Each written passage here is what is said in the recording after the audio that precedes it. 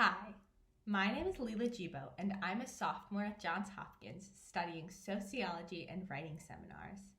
I'm also a student employee at the Homewood Museum on the JHU campus.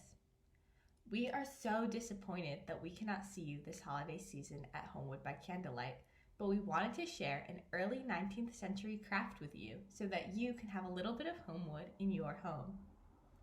Today, I would like to show you how to make a pomander, a piece of fruit like an orange or a lemon studded with cloves and strung on a ribbon. A pomander was used since the Middle Ages to ward off foul smells when walking outside. A quick sniff would soothe one's senses as trash and other bodily fluids were dumped onto city streets. Today, we use them as holiday decorations to make a closet, linen drawer, or room smell amazing. It's also a thoughtful homemade holiday gift and a fun family crafting activity.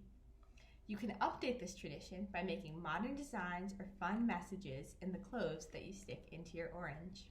To make your pomander, you'll need citrus fruits like lemons, oranges, or even grapefruits, whole cloves, a ribbon, scissors, and as an optional addition, a zester.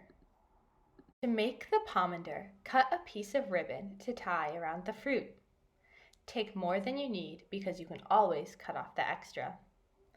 Then stud the cloves in a pattern around the outside. Or you can use your zester to cut a pattern around the fruit and stud the cloves in the pattern of removed zest.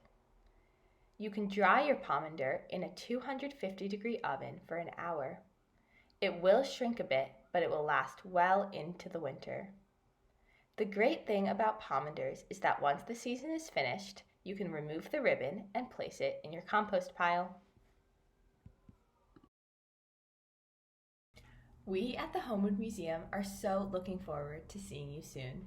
Please enjoy your holiday season and stay safe and healthy.